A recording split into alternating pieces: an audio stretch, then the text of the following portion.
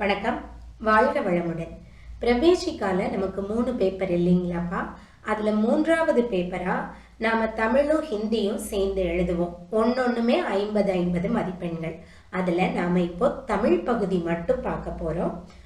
உங்களுடைய வினாத்தாள் எப்படி இருக்கும்னு பார்த்தீங்கன்னா 25 மதிப்பெண்களுக்கு செய்யுள் பகுதியிலிருந்தும் 25 மதிப்பெண்களுக்கு உரைநடை பகுதியிலிருந்தும் வினாக்கள் கேட்கப்படும். முதல்ல உங்களுக்கு மனப்பாட பகுதி திருக்குறள் கேட்டிருப்பாங்க. 4 திருக்குறள்கள் கொடுக்கப்பட்டிருக்கும். நீங்க 2 எழுதினா போதுமானது. 2வது ரோமன் லெட்டர்ல 6 கேள்வி செய்யுள் பகுதியில் இருந்து கேட்கப்பட்டிருக்கும். நீங்க 3 கேள்விக்கு விடையளித்தால் போதுமானது.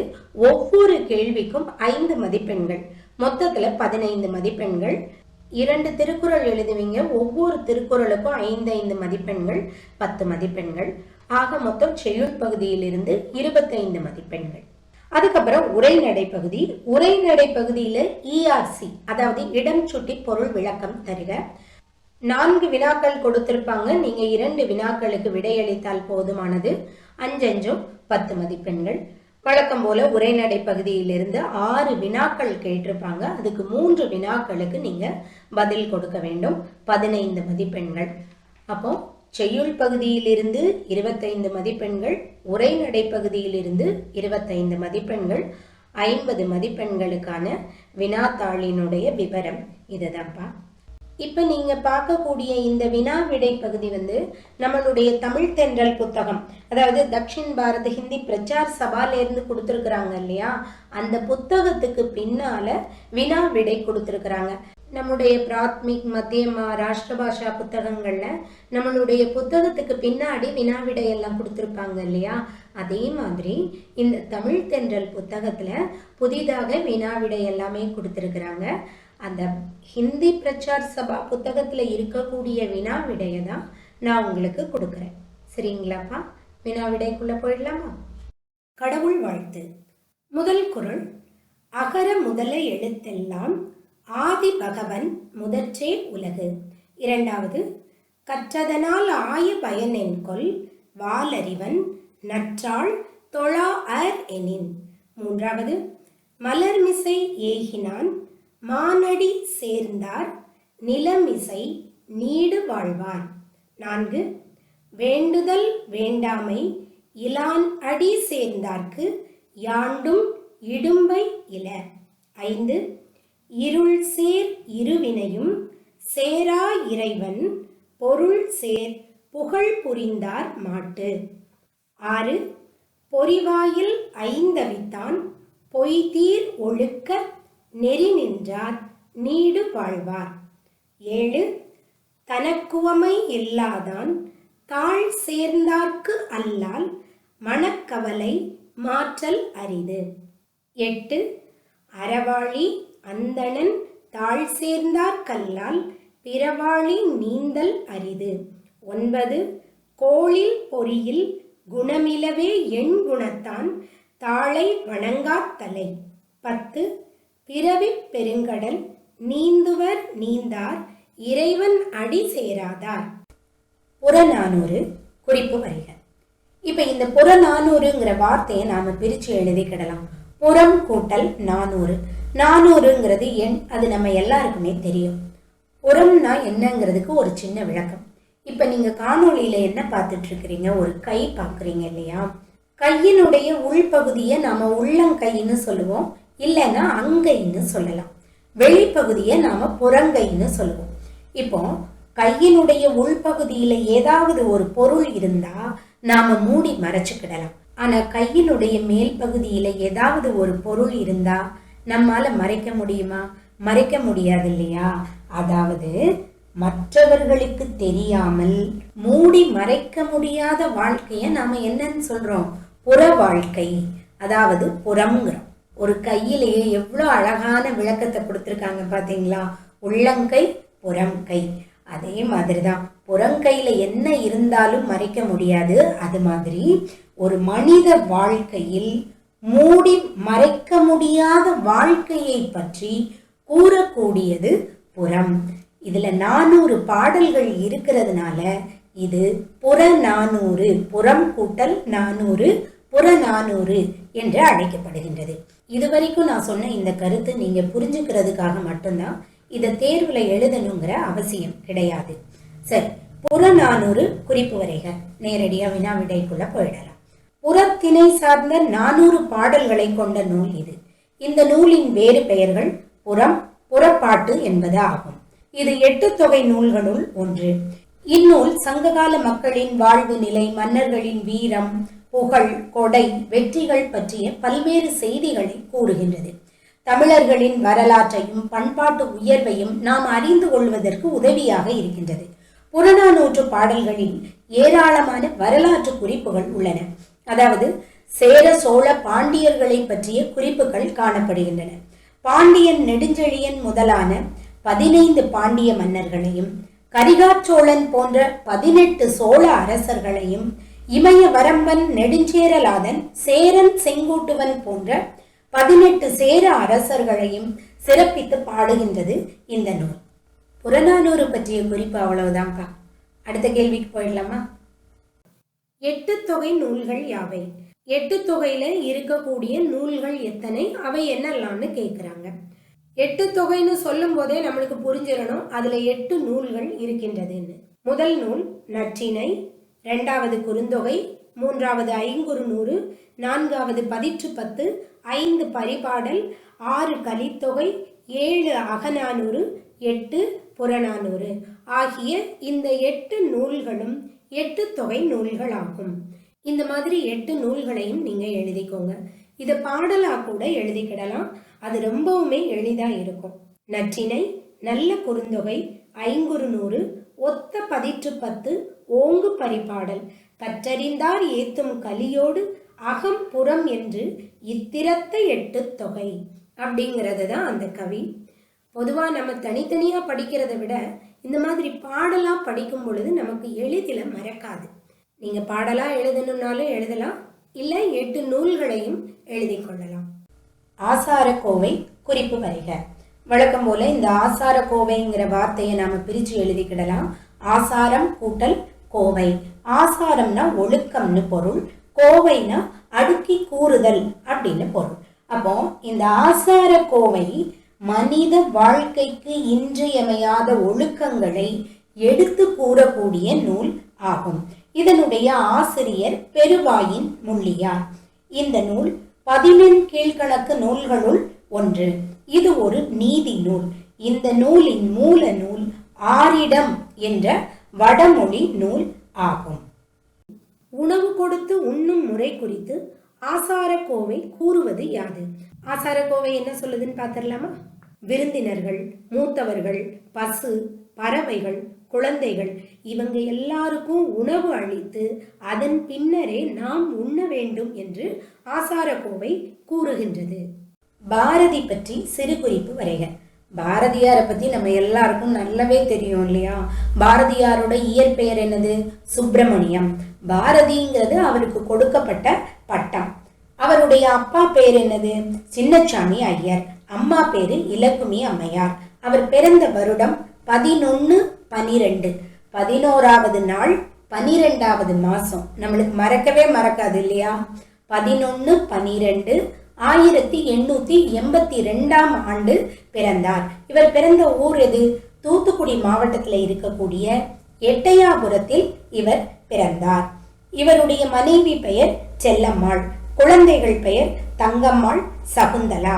பாரதி அப்படிங்கிற வார்த்தைக்கு பொருள் என்னன்னா கலைமகள், அதாவது சரஸ்வதிங்கிறதாகும். இப்படி இந்த பாரதிங்கிற பட்டத்தை இவருக்கு கொடுத்தவர் யாருன்னா ராமசாமி ஐயங்கார்.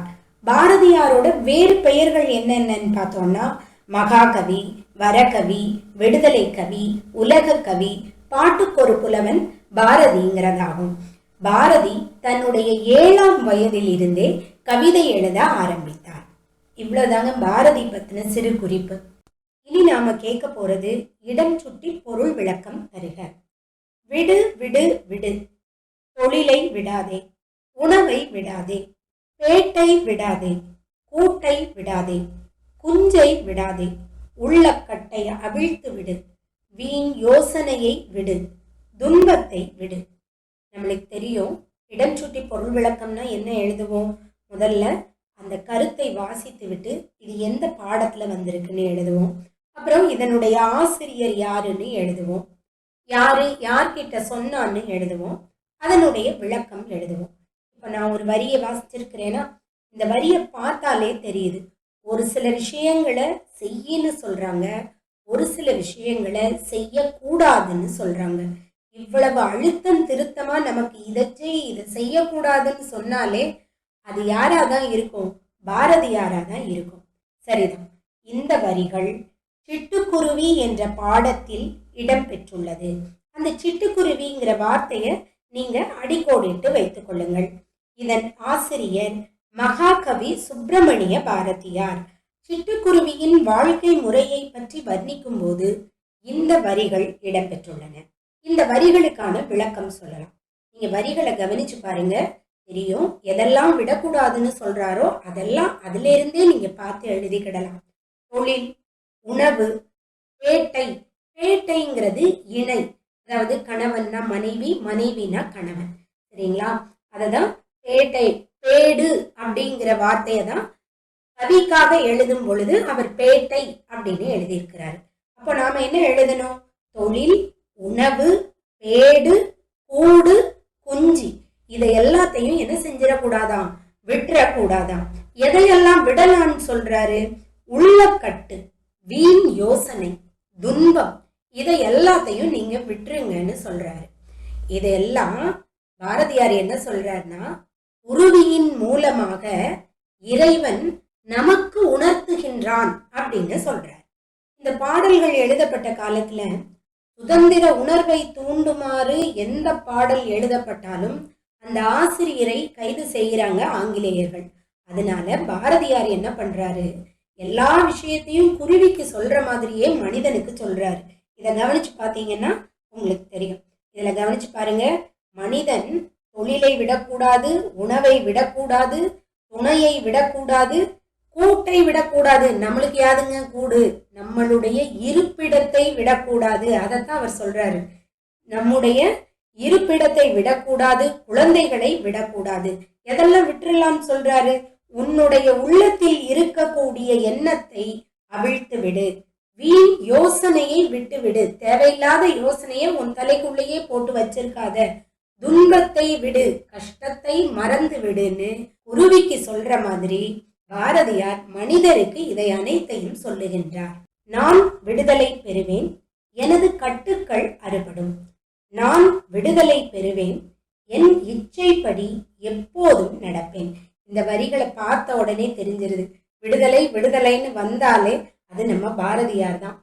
எனவே இவ்வரிகள் சிட்டுக்குருவி என்ற பாடத்தில் இடம்பெற்றுள்ளது. இதனுடைய ஆசிரியர் மகாகவி சுப்பிரமணிய பாரதியார். சிட்டுக்குருவிங்கிற வார்த்தையவும் மகாகவி சுப்பிரமணிய பாரதியாருங்கிறதையும் நீங்க அடிக்கோடிட்டு வைத்துக் கொள்ளுங்கள். இந்த வரிகளுக்கான விளக்கத்தை நாம பார்த்திடலாம். பாரதியார் பராசக்தி கிட்ட சொல்றாரு, தான் சாதிக்கக்கூடிய மந்திரங்களாக இந்த வரிகளை கூறுகின்றார். என்னெல்லாம் சொன்னாரு அந்த வரிகள்ல? நான் விடுதலை பெறுவேன், எனது கட்டுக்கள் அறுபடும், நான் விடுதலை பெறுவேன், என் இச்சைப்படி எப்போதும் நடப்பேன்ங்கிறது தான். பகவத்கீதை சொல்லுகின்றது, நீ எதை நினைத்து கொண்டிருக்கின்றாயோ அதுவாகவே மாறி போகின்றாய் என்று. உண்மைதான். உங்களுடைய எண்ணங்களை உங்களுடைய ஆழ் மனதிற்கு சொல்லிக் கொண்டே இருங்கள், உங்களுடைய வெற்றி அங்கே உறுதி செய்யப்படுகின்றது. இதைத்தான் பாரதியார் தன்னுடைய கருத்துக்களை தன்னுடைய மனதிற்கு சொல்லி அதையே மந்திரமாக பராசக்தியிடம் கூறுகின்றார். விடுதலையின் மீது அழுத்தம் கொடுத்து தன் கட்டுக்களை அறுக்கும்படியும், தன் கட்டுக்கள் அப்படின்னா இந்த இடத்துல விலங்குகள்னு அர்த்தம். இந்த விலங்குகள்ங்கிறது என்னன்னா கையிலையோ காலிலையோ போடக்கூடிய விலங்கு கிடையாது. நம்மளுடைய கருத்துக்களுக்கான எதிர்ப்பு அலைகளை தான் இங்கே விலங்குகள்னு பாரதியார் சொல்றாரு. ஏன்னா அந்த காலத்துல, அதாவது சுதந்திரத்திற்கு முன்னால பெண்கள் வெளியே சென்று படிக்க இயலாது, வெளியில் நடமாட இயலாது, போராட முடியாது, சுதந்திரம் கொடுன்னு கேட்க முடியாது, நம்மளுடைய ஆசைப்படி நடக்க முடியாது. இதைத்தான் இவர் கட்டுக்கள் அப்படின்னு சொல்றார். இந்த கட்டுக்களை எல்லாம் அறுத்து விடுவேன், நான் எனது இச்சைப்படி நடப்பேன். இச்சைனா ஆசைன்னு அர்த்தம். நான் எனது ஆசைப்படி நடப்பேன் அப்படின்னு நம்ம பாரதியார் சொல்றாரு. விடுதலையின் மீது அழுத்தம் கொடுத்து தன் கட்டுக்கள் அறுக்கும்படியும் தன் இச்சைப்படியே எப்போதும் நடப்பேன் என்றும் உறுதியிட்டு தன் நெஞ்சிடம் கூறி பராசக்தியிடம் இதையே மந்திரமாக ஜெபிக்கின்றார் நமது பாரதியார். இதுதான் இதற்கான பொருள். முன்பு எங்களை பார்த்தவர்கள் இப்போது எங்களை பார்த்தால் அடையாளமே கண்டுபிடிக்க மாட்டார்கள். இடம். இந்த வரிகள் யார் குற்றம் என்ற பாடத்தில் இடம்பெற்றுள்ளன. இதனுடைய ஆசிரியர் கி.வா. ஜெகநாதன். பாணன் ஒருவன் நள்ளியை பார்க்க வந்திருப்பாரு இல்லையா? அப்போ நள்ளி வேற வெளியே கிளம்பி போயிருப்பாரு. முந்தின ERCல நம்ம அதைத்தான் படிச்சோம். அந்த நேரத்துல நள்ளி வெளியே கிளம்பி போகும் பொழுது தன்னுடைய அரண்மனையில் உள்ள வேலையாட்களுக்கு உத்தரவிட்டுட்டு போயிருப்பாரு. நான் வர்ற வரைக்கும் இவங்களை நல்லபடியா பார்த்துக்கிடணும், ஒழுங்கா சாப்பாடு கொடுக்கணும், புது ட்ரெஸ் எல்லாம் கொடுக்கணும் அப்படின்னு சொல்லிட்டு போயிருப்பாரு. விளக்கம்னு எழுதிக்கோங்க. பாணன் நள்ளியின் அரண்மனையில் தங்கி இருக்கிறாப்ல. பாணர் கூடவும் கொஞ்சம் பேர் வந்திருக்காங்க. அவங்க எல்லாருமே நள்ளியினுடைய அரண்மனையில தான் தங்கி இருக்கிறாங்க. அவங்க எல்லாருக்கும் அவர்கள் விரும்பக்கூடிய உணவு அங்கே பரிமாறப்படுகின்றது. அவர்களுக்கு தேவையான புத்தாடைகள் கொடுக்கப்படுகின்றது. இந்த நேரத்துல நள்ளி திரும்பி வந்துடுறாப்ல. திரும்பி வரக்கூடிய நள்ளி நேரா பாணன் கிட்ட போய், நீங்க எப்படி இருக்கீங்க, நீங்க வந்தப்ப என்னால உங்க கூட இருக்க முடியல, நீங்க சொல்லுங்க, நீங்க நல்லா சாப்பிட்டீங்களா, நல்லா இருக்கீங்களா அப்படின்னு கேட்கிறாப்ல. இவ்வாறு நள்ளி திரும்பி வந்து பாணரிடம் உபசரிப்பு குறித்து விசாரித்த போது தங்கள் மகிழ்ச்சியை பாணன் இந்த வரிகள் மூலம் தெளிவுபடுத்தினான் அல்லது வெளிப்படுத்தினான். என்ன வரிகளை அந்த பாணர்கள் சொல்றாங்க? முன்பு எங்களை பார்த்தவர்கள் இப்போது எங்களை பார்த்தால் அடையாளம் கண்டுபிடிக்க மாட்டார்கள். அதாவது நாங்க வரும்போது ரொம்ப மெலிஞ்சு வந்திருந்தோம். இங்க வந்து தங்கிய இந்த கொஞ்ச நாட்கள்ல உங்களுடைய அரண்மனையில் எங்களுக்கு போதிய அளவு உணவு, உடை, உறைவிடம் கொடுக்கப்பட்டது. அதனால நாங்க மன மகிழ்ச்சியோட இருந்தோம். இப்ப யாராச்சும் எங்களை பார்த்தாங்கன்னா அவங்களுக்கு எங்களை அடையாளமே தெரியாது. நாங்க நல்லா ஆரோக்கியமா இருக்கோம் அப்படின்னு சொல்றாங்க. பரிசை நாம் பெறுவது பெரிதென்று நம்முடைய ஆற்றலை தெரிந்து பாராட்டி கொடுக்கும் பரிசு 1000 மடங்கு உயர்ந்தது. இந்த வரிகள் யார் குற்றம் என்ற பாடத்தில் இடம்பெற்றுள்ளன. இதனுடைய ஆசிரியர் கி.வா. ஜெகநாதன். வழக்கம் போல யார் குற்றம் என்பதையும் கி.வா. ஜெகநாதன் என்பதையும் அடிக்கோடிட்டுக் கொள்ளுங்கள். இந்த வரிகளின் விளக்கத்தை நாம பார்த்தரலாமா? நள்ளிங்கிற மன்னன் கிட்ட பாணர் ஒருவர் போய் பரிசில் பெறுகின்றார். பாணர் யாருன்னு கேட்டீங்கன்னாக்க, யாழ் வாசிப்பதில் சிறந்தவர்களை பாணர் என்பர். இந்த திறமையான பாணர் ஒருத்தர் நள்ளிய போய் சந்திக்கிறாரு. சந்திச்சு தன்னுடைய யாழ் வாசிக்கும் திறமையை காட்டுறார். இந்த சிறந்த கலைஞரின் ஆற்றலை உணர்ந்த நள்ளி இவருக்கு பொன்னும் பொருளும் பரிசும் கொடுத்து அனுப்புகின்றார். இப்படி பரிசை வாங்கி கொண்டு வரக்கூடிய இந்த பாணர் மற்ற பாணர்களிடம் நள்ளியின் சிறப்பையும் பண்புகளையும் இவ்வாறு கூறுகின்றார். என்ன சொல்றாரு? பரிசை நாம் பெறுவது பெரிய விஷயமே கிடையாது. நமக்கு எல்லா மன்னர்களும் பரிசு தருவாங்க தான். ஆனால் நம்முடைய ஆற்றலை தெரிந்து பாராட்டி கொடுக்கக்கூடிய பரிசு 1000 மடங்கு உயர்ந்தது என்று நள்ளியின் சிறப்பையும் பண்புகளையும் இந்த வரிகள் மூலம் எடுத்து கூறி விளக்குகின்றார். அவன் எய்த அம்பொன்று யானையை வீழ்த்தி, புலியை ஊடுருவி, மானை கொன்று, பன்றியை சிதைத்து, உடும்பில் தைத்து நின்றதாம் என்னே அவனது வில்லாற்றல். இந்த வரிகளை வாசிச்ச உடனே நமக்கு என்ன தெரியுது? வில்லில் சிறந்த மனிதன் ஒருவன் தன்னுடைய ஒரே அம்பால் இத்தனை உயிர்களையும் கொல்லுகின்றான் என்று. கொல்லிமலை காட்சிகள் என்ற பாடத்தில் இந்த வரிகள் இடம்பெற்றுள்ளன. இதனுடைய ஆசிரியர் மு. சோமசுந்தரர் ஆவார். வழக்கம் போல கொல்லிமலை காட்சிகள் என்பதையும் சோமசுந்தரர் என்பதையும் அடிக்கோடிட்டு கொள்க. இந்த வரிகளுக்கான பொருள் என்னன்னா, கடையேழு வள்ளல்களில் ஒருவரான ஓரி மிகச்சிறந்த வள்ளல் மட்டுமல்ல, அம்பு எய்துவதிலும் சிறந்தவர். வில் ஆற்றலில் சிறந்தவன் என்பதை சொல்லுவதற்காகவே வல்வில் ஓரி என்று அழைத்தனர். அப்படிப்பட்ட ஓரி ஒரு அம்பை எய்துகின்றான். அந்த அம்பு எங்கெல்லாம் போகுதுன்னு பாருங்க. ஓரியால் எய்யப்பட்ட அம்பு யானையை வீழ்த்தி, புலியை ஊடுருவி, மானை கொன்று, பன்றியை சிதைத்து, உடும்பில் தைத்து நின்றதாம். இதுவே அவனது வில் ஆற்றலின் சிறப்பு. இததான் இந்த வரிகள் நமக்கு வர்ணிக்கின்றது. அங்குள்ள சென்னாய்கள் எப்பொழுதும் 100 கணக்கில் சேர்ந்துதான் திரியும். அவற்றிடம் அகப்பட்டு கொண்டால் புலி கூட தப்பாதாம். இந்த வரிகள் கொல்லிமலை காட்சிகள் என்ற பாடத்தில் இடம்பெற்றுள்ளன. இதனுடைய ஆசிரியர் கவிஞர் மு. சோமசுந்தரர். எப்பொழுதும் போல கொல்லிமலை காட்சிகள் சோமசுந்தரர்ங்கிறத அடிக்கோடிட்டுக் கொள்ளுங்கள். இதனுடைய விளக்கம் என்னன்னா, கொல்லிமலையில் வாழக்கூடிய மிருகங்கள் பற்றி ஆசிரியர் சொல்றாரு. கொல்லிமலையில குரங்கு, கரடி, புலி, நரி, முயல், பன்றி, சென்னாய் போன்ற பல மிருகங்கள் 1000 கணக்கில் இருக்கின்றன சொல்றாரு. அப்படி இருக்கக்கூடிய மிருகங்கள் கூட சென்னாய்கள் என்ன செய்யுமா, 100 கணக்குல சேர்ந்து ஒன்னாதான் அந்த காட்டை சுத்தி வருமா. அப்படி வரக்கூடிய சென்னாய் கூட்டங்கள் கிட்ட ஒரு புலி மாட்டிக்கிட்டா அந்த புலியினுடைய உயிர் கூட தப்பாது. ஏன்னா எப்பொழுதுமே ஒற்றுமையே பலம் அப்படிங்கிற மாதிரி இந்த சென்னாய்கள் எல்லாம் 100 கணக்குல ஒன்னா சேர்ந்து போகுது. அதனால் வலிமை மிக்க புலியாக இருந்தால் கூட அந்த புலிய அடிச்சு கொன்னுறோம் அப்படின்னு சொல்லி நம்ம ஆசிரியர் கூறுகின்றார். அடுத்த வினா, சிட்டுக்குருவியின் உருவ அமைப்பை பாரதியார் எவ்வாறு வர்ணிக்கின்றார்? சிட்டுக்குருவியெல்லாம் நம்ம குடும்பத்துல ஒருத்தர் மாதிரி தான். நம் வீட்டு கூரைகளிலோ அல்லது நம் வீட்டு முற்றங்களிலோ அந்த சிட்டுக்குருவி கூட்டங்களை நாம அடிக்கடி பார்க்கலாம். எந்த ஒரு சிட்டுக்குருவியும் நம்ம தனியா பார்க்கறது ரொம்ப கஷ்டங்க. பாத்தீங்கன்னா குறைஞ்சது 3 நாளா சேர்ந்து தான் நிற்கும். நாம அதெல்லாம் பாரதியார் வர்ணிக்கிற மாதிரி கவனிச்சிருக்கோமாங்கிறது தெரியல. பாரதியார் எப்படி வர்ணிச்சிருக்கிறாருன்னு நம்ம கேட்கலாம். சிறு தானியம் போன்ற மூக்கு, சின்ன கண்கள், சின்ன தலை, வெள்ளை கழுத்து, அழகிய மங்கள வெண்மை கலந்த சாம்பல் நிறத்தால் ஆகிய பட்டு போத்த முதுகு, சிறிய தோகை, துளி துளி கால்கள் என்று சிட்டுக்குருவியின் உருவ அமைப்பை பாரதியார் வர்ணிக்கின்றார்.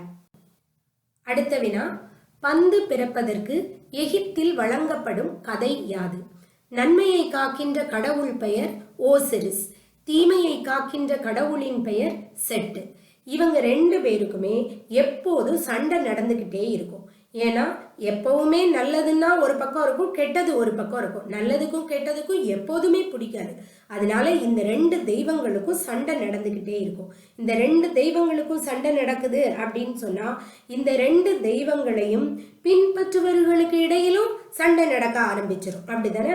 பல காலத்திற்கு பிறகு இந்த சண்டைகள் வழிபாடாக மாற்றப்படுகின்றது. அப்படி மாற்றப்படும் பொழுது மனிதர்களுக்கு பதிலாக பொம்மைகளை வைத்து மோதிக்கொள்ள செய்தனர். அந்த பொம்மைகள் கிழியும் பொழுது தலையை மட்டும் வைத்து தாக்குகின்றனர். ஆகவே உருண்டையாக தோன்றிய அந்த அடிபடும் தலையின் அமைப்பே இக்கால பந்தின் வடிவத்திற்கு காரணம் என்பதே எகிப்தில் வழங்கப்படும் கதையாகும். ஒவ்வொரு நேரத்திற்கும் உரிய பண்ணின் பெயர்களை குறிப்பிடுக. பண் என்றால் இசை, ராகம், பாட்டு. காலை நேரத்திற்கு உரிய பண் மருதப்பண், மாலை நேரத்தில் பாடுவதற்கு உரியது செவ்வழி பண் ஆகும். நள்ளியின் அரண்மனையில் பாணனுக்கு கிடைத்த விருந்தோம்பல் பற்றி எழுதுக. பாணன் நள்ளியை பார்க்க வராப்புல. அந்த நேரத்துல நள்ளி வெளியே கிளம்புறதுனால பாணன் கிட்ட என்ன சொல்லிட்டு போறாரு, நீங்க இந்த அரண்மனையில 2 நாள் தங்கி இருங்க, நான் சீக்கிரம் வந்துடுவேன் அப்படின்னு சொல்லிட்டு பாணரை நல்ல கவனிக்கும்படி அரண்மனை அதிகாரிகளுக்கு உத்தரவிட்டுட்டு நள்ளி கிளம்பி போயிடுறாப்புல. நள்ளியின் அரண்மனையில் தங்கி இருக்கக்கூடிய பாணருக்கு ஒவ்வொரு வேளையும் விருந்துதான். பாணருக்கும் அவருடன் வந்தவர்களுக்கும் புதிய ஆடைகளை கொடுக்கின்றனர் அரண்மனை அதிகாரிகள். அவற்றை அணிந்து கொண்டு பாணரும் அவருடன் வந்தவர்களும் மனம் விரும்பிய மட்டும் இனிய உணவை உண்டு ஒரு நாளைக்கு ஒரு நாள் உடம்பு பொலிவு பெற அவர்கள் அங்கே தங்கியிருக்கின்றனர். கொல்லிமலையின் இயற்கை காட்சியை பற்றி எழுதுக. கொல்லிமலையில் எங்கு பார்த்தாலும் மரம், செடி, கொடிகள் என்று பச்சை பசேலென இருக்கின்றது. இலக்கியத்தில் உள்ள தேவகன்னி, அரம்பை, சந்தனம், நெல்லி, பலா, வாழை முதலிய மரங்கள் இங்கே பூத்து குலுங்குகின்றன. எங்கு பார்த்தாலும் பலாப்பழங்களும் ஆரஞ்சு பழங்களும் 1000 கணக்கில் பழுத்து தொங்குகின்றது. இதையெல்லாம் பார்ப்பவர்களின் மனது சந்தோஷம் அடைகின்றது. அடுத்த வினா, கொல்லிமலையில் வாழும் மக்களின் வாழ்க்கை முறையை பற்றி எழுதுக. கொல்லிமலை சேலம் மாவட்டத்தில் அமைந்திருக்கின்றது. மலையில் வாழக்கூடிய மக்கள் இல்லையா, அதனால அவங்களுடைய முக்கியமான தொழில் வேட்டையாடுதல். அவங்க ராத்திரி கூட வேட்டையாட போறாங்க. வேட்டையாடி வந்த பன்றியை விருந்தாக படைப்பதை பெருமையாக கருதுகின்றனர். அவர்கள் தெய்வ பக்தியும் அன்பு உள்ளமும் எளிய வாழ்க்கையும் கொண்டு இன்பமாக வாழுகின்றனர். இந்த வினா விடைகள் எல்லாமே உங்களுக்கு புரிஞ்சிருக்கும்னு நான் நம்புறேன். கற்றலின் கேட்டல் நன்றுன்னு சொல்லுவாங்க. இந்த வினா விடைகளை ஒரு தடவைக்கு 2 தடவை கேளுங்க, சொல்லி பாருங்க. மிக எளிதாக மனதில் பதியும். இதுவரை இந்த காணொளியை பொறுமையாக கேட்ட உங்கள் அத்தனை பேருக்கும் நன்றி. வாழ்க வளமுடன்.